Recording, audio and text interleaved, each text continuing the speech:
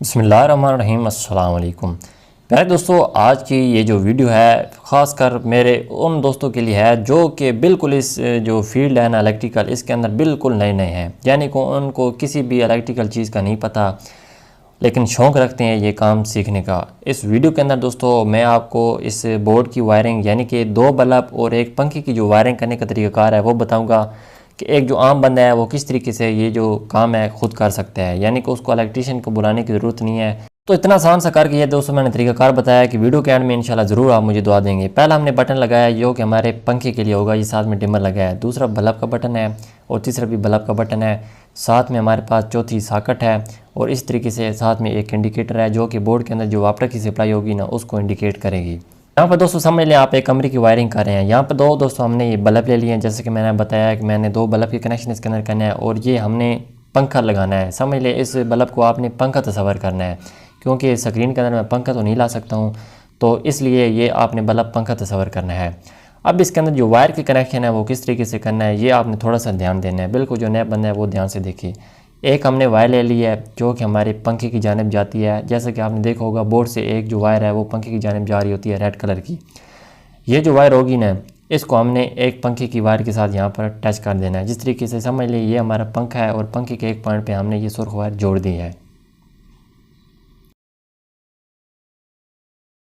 अब इस तरीके से हमने एक वायर को और पीस ले लेना है। वायर अंदर से एक ही होती है, सिर्फ बाहर से जो कलर होता है वो मुख्तलिफ होता है ताकि हमें ठंडी और गर्म तार का पता चलता रहे।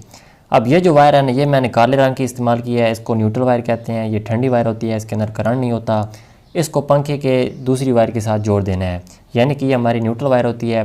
पंखे को चलाने के लिए न्यूट्रल फेस दोनों की ज़रूरत पड़ती है। फेस वायर हमने पहले लगा दी है, अब हमने ये न्यूट्रल वायर लगाई है। अब इसको हमने ये जो होल्डर की कनोपी है इसको हमने वापस लगा देना है होल्डर के साथ, यानी कि समझ लें ये हमने जो पंखे के अंदर से वायर के कनेक्शन है ना वो कर लिए हैं। अब यहाँ पर जिस तरीके से पंखे के अंदर मैंने ये 2 वायर लगाई हैं ना काली और सुर्ख, इस तरीके से दोनों बल्ब के अंदर भी हमने 2-2 वायर लगा देनी है काली और सुर्ख वायर। अब इसके बाद दोस्तों सबसे पहले हमारे पास ये जो आपको काले रंग की तारें नज़र आ रही हैं ना जो कि ठंडी वायर होती हैं न्यूट्रल वायर, इन तीनों को हमने आपस में जोड़ देना है, क्योंकि यहाँ पर हमारे पास ये 3 पॉइंट बन रहे हैं, 2 बल्ब एक पंखा। अगर और पॉइंट होते उनकी काली भी इस तरीके से हमने आपस में जोड़ देनी थी। यानी कि न्यूट्रल वायर जो होती है वो एक ही सारी मुकम्मल चलती है हर कनेक्शन के अंदर, चाहे एग्जॉस्ट फैन हो, ट्यूब लाइट हो, कोई भी मतलब चीज़ हो, ठीक है। उसके अंदर 2 ही वायर होती हैं, एक फेस होता है एक न्यूट्रल होती है। इस तरीके से जितनी न्यूट्रल वायर होती हैं ना उनको आपस में इकट्ठा जोड़ दिया जाता है, जिस तरीके से यहाँ पर मैंने जोड़ दिया है। अब मैं आपको बोर्ड के अंदर जो कनेक्शन है उसका जो एक तरीका है सिंपल सा वो बताता हूँ कि बोर्ड के अंदर किस तरीके से कनेक्शन होते हैं। जैसा कि यहाँ पर आप देख सकते हैं ये 3 स्विच लगे हैं ना, तो ये जो तीनों स्विच के नीचे वाले पॉइंट हैं या चाहे ऊपर वाले पॉइंट हैं, इनके अंदर से दोस्तों आपने एक वायर गुजार लेनी है इस तरीके से जिस तरीके से ये मैंने गुजारी है।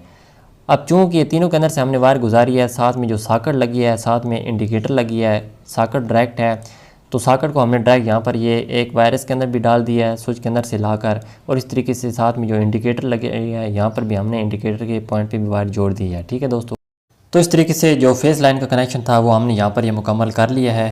अब यहाँ पर सॉकेट को भी न्यूट्रल देनी है और उसके साथ इंडिकेटर को भी न्यूट्रल देनी है, तो यहाँ पर हमने इन दोनों पॉइंट पर भी एक छोटी सी वायर का जो पीस है वो जोड़ दिया है, यानी कि न्यूट्रल का जो ये कनेक्शन है सिर्फ इतना इस बोर्ड के अंदर होना है।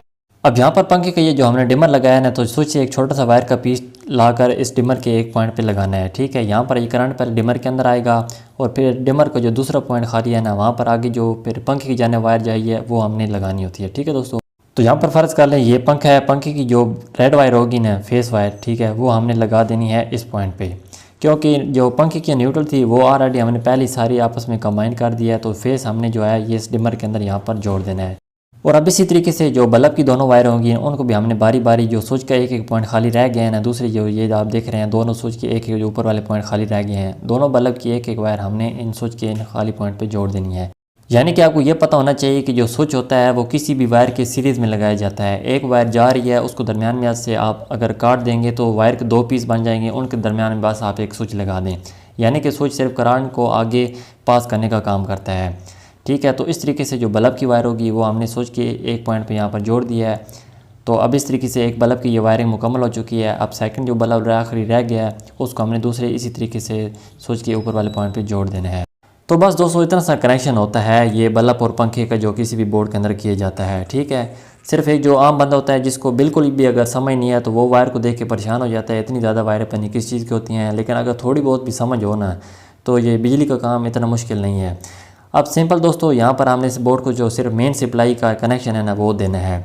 तो मेन सप्लाई की जैसा कि आपको पता है कि दो वायरें होती हैं, एक न्यूट्रल होती है, एक फेस होता है। जो काली तार होती है उसको न्यूट्रल कहते हैं, उसके अंदर करंट नहीं होता यानी कि वो ठंडी होती है। जबकि जो रेड वायर होती है इसको फेस भी कहते हैं और इसको हॉट वायर भी कहते हैं, इसके अंदर करंट होता है। अब सबसे पहले हमने न्यूट्रल का कनेक्शन करना है।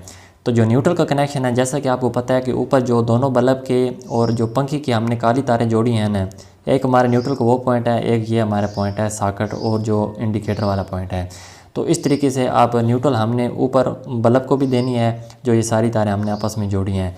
यहाँ से न्यूट्रल इन बल्ब को भी मिलेगा और पंखे को भी मिल जाएगा जैसा कि यहाँ पर मैंने जोड़ा है। तो अब इस तरीके से नीचे बोर्ड के अंदर एक सॉकेट लगी है, उसको भी न्यूट्रल की ज़रूरत है, इंडिकेटर लगी है उसको भी ज़रूरत है। तो अब यहाँ पर हमने एक छोटा सा वायर का पीस और जोड़ना है। अगर तो बोर्ड के अंदर कोई भी सॉकेट ना होती, सिर्फ स्विच होते हैं, तो फिर जो न्यूट्रल थी वो सिर्फ यहाँ पर आकर ही जुड़ जानी थी, बाकी बोर्ड के अंदर नहीं जानी थी। लेकिन चूँकि हमने बोर्ड के अंदर सॉकेट को भी चलाना है ना, तो अब ये जो वायर है ना, ये जो हमने पीस जोड़ा है इसको अब हमने सॉकेट के अंदर यहाँ पर जोड़ देना है। तो इस तरीके से यहाँ से इस बोर्ड के अंदर जो सॉकेट है इसको भी न्यूट्रल यहीं से मिल जाएगा। ठीक है, तो बस न्यूट्रल का इतना ही काम है इस बोर्ड के अंदर के ऊपर बल्ब को भी न्यूट्रल मिल गई है और यहाँ पर सॉकेट के अंदर भी न्यूट्रल पहुँच चुकी है। तो यहाँ पर ये जो हमने जॉइंट लगाया है ना, इस पर लाजमी टेप करनी है। ठीक है, कोई भी वायर जहाँ पर भी आप जॉइंट लगाएं तो टेप हमेशा आपने अच्छी तरीके से करनी है ताकि किसी किस्म की भी जो वहाँ पर तार है ओपन नहीं होनी चाहिए। तो अब लास्ट में हमने इस बोर्ड के अंदर जो फेस का कनेक्शन है यानी कि जो करंट वाली वायर है वो लगा देनी है। तो जैसा कि मैंने आपको बताया है कि ये जो करंट वाली वायर है ये जहाँ पर ये नीचे सारे स्विच आपने आपस में एक वायर के ज़रिए जोड़े हैं ना, ये सारा फेस वाला हिस्सा है। कहीं भी इस फेस वायर को आपने नीचे किसी भी जगह पर लगा देना है। ठीक है, तो ऑलरेडी नीचे सभी के अंदर वायर जा रही है ना, जैसे ही वायर किसी भी एक पॉइंट पर जोड़ेंगे तो इस वायर के ज़रिए सभी पॉइंट तक करंट मिल जाएगा। ठीक है, तो अब इस पहले पॉइंट पर मैं इस वायर को जोड़ देता हूँ। तो याद रखें जब भी बिजली का काम करना है तो सबसे पहले आपने अपनी सेफ्टी को मद्देनज़र रखना है लाजमी। ठीक है, तब आपने बिजली का काम करना है। मेन स्विच को ऑफ कर लें, बेशक तसल्ली से फिर काम करें। सारी वायरिंग अल्हम्दुलिल्लाह बेहतरीन तरीके से मुकम्मल हो चुकी है। अब इस वायरिंग को चेक करते हैं। अब यहाँ पर इस बोर्ड की ये मेन वायर है ना, इसके आगे प्लग लगा है, तो प्लग को हमने किसी भी सॉकेट के अंदर लगा देना है जहाँ पर करंट आ रहा होगा। ठीक है, तो यहाँ पर मैं जोड़ देता हूँ। तो यहाँ पर दोस्तों आप देख सकते हैं जैसे ही प्लग को मैंने बोर्ड के अंदर लगाया तो यहाँ पर इंडिकेटर ऑन हो चुकी है, मतलब अब इस बोर्ड के अंदर करंट आ गया है। ठीक है, यहाँ पर पहला बल्ब हमने ऑन कर दिया है, इस तरीके से दूसरे भी ऑन हो चुका है और यहाँ पर पंखे का बटन भी ऑन कर देते हैं। तो यहाँ पर आप देख सकते हैं अब इस डिमर की मदद से जिस तरीके से हम पंखे की स्पीड को तेज़ या कम करते हैं ना, तो यहाँ पर बिल्कुल उसी तरीके से इस ये जो बल्ब लगाया है समझ लें कि ये हमारा पंखा ही चल रहा है। ठीक है, अपनी मर्ज़ी से इसको स्पीड को हम तेज़ या कम कर सकते हैं। तो दोस्तों ये होती है बिजली की वायरिंग, इंतहाई आसान तरीक़ाकार है। बस थोड़ा सा आपने जहन को हाजिर रखना होता है। एक थोड़ा सा जो समझ वाला बंदा है ना, अगर एक बार ये वायरिंग का तरीक़ाकार देख ले तो इंशाल्लाह कभी भी उसको आइंदा जो वायरिंग का मसला है नहीं बनेगा। और अगर आप मज़ीद देखना चाहते हैं कि जो ब्रेकर बॉक्स होता है उसके कनेक्शन किस तरीके से किए जाते हैं, वो डीपी किस तरीके से बनाई जाती है, जो मुकम्मल घर की वायरिंग है वो किस तरीके से की जाती है, तो मेरे चैनल पर लातादाद इस तरह की वीडियो मौजूद है। आप चैनल को एक बार ज़रूर विज़िट करें, इंशाल्लाह मुझे दुआ देंगे। मिलते हैं नेक्स्ट वीडियो में, तब तक के लिए अल्लाह हाफ़िज़।